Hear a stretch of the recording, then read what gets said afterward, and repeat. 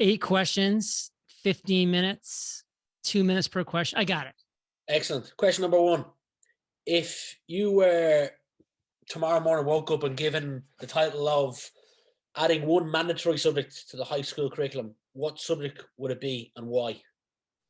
It would be on basic finance. To me, it is absolutely disgusting that we teach our kids trigonometry in high school, but we don't teach them how to balance a checkbook, how to understand what debt is, how to even open up a bank account. Like, these are the basic fundamentals that people need to survive in this world. And we're putting them out there with no clue. They're getting taken advantage of. They're getting put into massive debt before they even know what debt is. It's a really sad, sad world out there when we can't even teach our kids the basics of living smart. Nice. Second question. If we rewind to kind of pre-18-year-old John, I've asked this question to previous guests. People can usually pick a handful of people, teachers, acquaintances, friends, family relatives who've had a massive impact on their early years that shaped the person they were today. Does any one or two people spring to mind for you? And if so, who are they? They would honestly be people who I've never met in person before. It would be the authors of some of the greatest books that I've read. Napoleon Hill's Think and Grow Rich, Dale Carnegie's books. I mean, those are the kind of mentors that, from being from a very small town in Maine with a very small town mindset, that I was able to learn from people who have spoken to some of the most genius, successful, inspiring individuals of generations past, sometimes centuries past. So I like going to the top. And to me, the top is the best books of our generation and past generations. And those are some of the people that I love speaking with and learning from.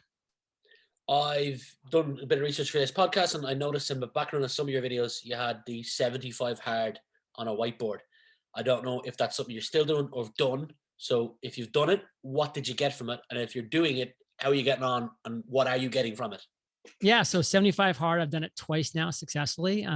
Both times I've had to restart in the teens. So that's always kind of demoralizing when you get to like 17 days and you wake up the next morning and you're like, I didn't quite get done everything on the 75 hard. Can this be day 18? You're like, no, it can't. And it kind of becomes like this challenge you just refuse to lose upon. So I loved it. It was, something that I felt very accomplished after getting done with the 75-day hard for the 2 times that I've now done it successfully. I haven't done it in well over a year now, but the times that I've done it have been very enjoyable, doing the 2 workouts a day and, drinking, the gallon of water and all the other things that come with 75 hard. I mean, it just instills these non-negotiable habits in you. And it makes you realize that you can do it. Like, you can do that. You can do essentially everything. It's just a matter of committing first. Chatting with Stephen Bure, the guy who brought Apple to Europe, essentially, worked very closely with Steve Jobs. He now lives in Ireland, which is where I'm based. You can probably tell by the accent. He said that time for the individual is a trait that he believes successful entrepreneurs have in common. So for you, what's a successful trait that you think entrepreneurs have in common? Productivity. For me, the most successful entrepreneurs are the most productive entrepreneurs. And a lot of people think they're productive, but they're not. They're just busy. They're just busy running around in circles, doing things they shouldn't be doing in the first place. Productive entrepreneurs produce the right content. That's the sign of winners. They are producing the right content day to day, week to week, month to month, and in my case, year to year, now even coming up on decade to decade. That's the sign of successful entrepreneurs, being productive. Question 4. There's many blind spots in running a business. Depending on the size of the business, it could be not having a common sales language or not focusing on lead generation, even not hiring or building your bench. For you, running your business, what's a blind spot that you, or a road bump that you ran into and have seen many other people with a similar sized business run into over and over again? And you almost want to scream at them saying, if you just got over this road bump, your business would be in a much better position financially. Incorrectly incentivizing their team. I mean, team is so important. It's so critical. And when you cannot incentivize your team the right way, they're going to be looking for other opportunities. They're going to be less motivated. They're not going to produce the level that you want them to produce. So these are people that are the lifeblood of your business, and you've got to incentivize them correctly. And everybody has different things that incentivize them differently, things that motivate them in a different way. So if you don't know the main lever that you can pull with each one of the individuals on your team that's going to incentivize them in a meaningful way, you're screwing up. You're going to lose that person. Churn kills businesses. Looking for people, interviewing people, hiring people, training people. That is such a time, energy, bandwidth, financial suck on every single company that has to go through it. So when you get somebody that's amazing, you've got to make sure that they are correctly incentivized. That doesn't always mean money. It doesn't always mean time off. It means something different for every single person, but incentivize that individual correctly. Traveling, it's something you've done a lot of previous ventures, and I'm sure personally as well. How do you think traveling, meeting new people, diving into different cultures has shaped you in a positive way, both personally and professionally? Everybody just loves to compare themselves to what they know, to people that are surrounding them, their neighbors. You know, it's called keeping up with the Joneses here in the States. I mean, it's like, oh, did you see like Sarah and John got a new car? Like we should probably get a new car. And you just like get in this bubble. And the same thing happens in the entrepreneurship, even the online marketing world, where you just start comparing yourself to like other podcasters or other online marketers or other SEO experts. And then it's just like the same ideas just get regurgitated, and that's a problem. But when you travel, you get out of your comfort zone, you get outside of the box, and you are just hit with different ideas, different ways of doing things, different ways of looking at things. And that's so critical. So that's the biggest thing that I love about traveling. And one reason why actually in a couple of weeks, I'm going to be in Istanbul, Turkey, because it's just different. It's different culture, different people, different vibes, different ways of like education, like all these things. And you don't know like what one thing you're going to see, hear, or experience could have a profound impact on what you do. Gary V is more often misinterpreted as someone who sleeps very little. What's a common misconception about you that you wish people didn't believe?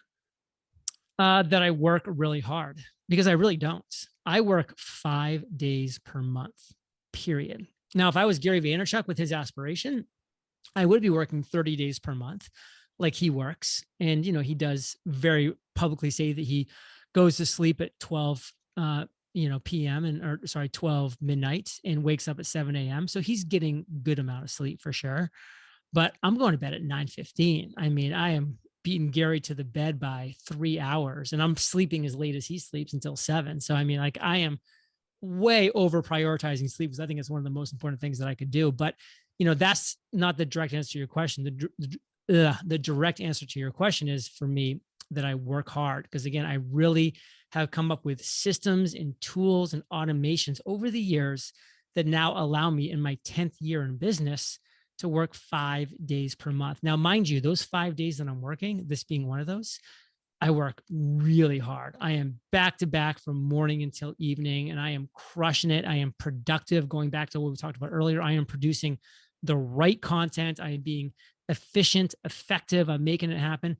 But the other 25, 26 days a month, I'm literally not quote unquote working. I mean, I'm doing things in life, obviously, but I'm not working. In fact, in 2 weeks when I leave for Istanbul, I'm gone for a month and I'm going to be checked out of the business. I'm not even going to be working for those 30 days that I'm gone at all. But guess what my team is? Because they're systemized, they know what they're doing, they're correctly incentivized, and that allows me to do that. And I'm not trying to build a $1 billion company. I'm not trying to buy the New York Jets. I'm just trying to keep my revenue in the multi-millions per year, be smart with my money, and live a great life down here in Puerto Rico. Awesome. Final question for you. I believe that we should always be learning. We should never not be in that learning mode. What's something that you learned in 2021 that you're going to carry into 2022 with you? In real life will always matter. I do feel like a lot of people think they can replace almost everything with virtual, with the metaverse, with X, with Y, with Z. And I think it can replace a lot, but it's never going to completely replace, you know, what we really at the core crave as humans, which is connection, community, touch, feel, being close with each other, feeling each other's energy. And I think that's what 2021 really proved to me, is that, man, I'm really appreciating those times of togetherness that I really took for granted in the past. Awesome. John, thanks for being a guest today, and enjoy your time in Istanbul. Adios, brother. Thank you. Take care, man.